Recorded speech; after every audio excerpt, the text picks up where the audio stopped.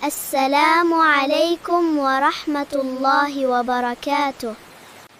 Welcome back, everyone.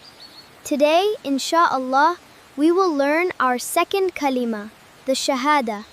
Shahadah means bearing witness to what Muslims believe in their hearts. Ashhadu an la ilaha illallah wahdahu la sharika lahu wa ashhadu anna Muhammadan abduhu wa rasuluhu. I bear witness that no one is worthy of worship except Allah. He is one and has no partner. And I bear witness that Muhammad is his servant and messenger.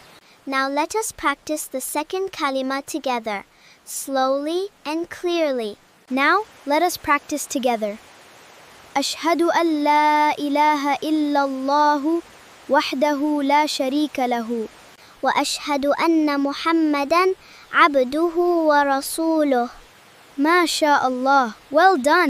If you enjoyed this video and learned the second kalima, please like, subscribe, and share it with your family and friends. See you soon!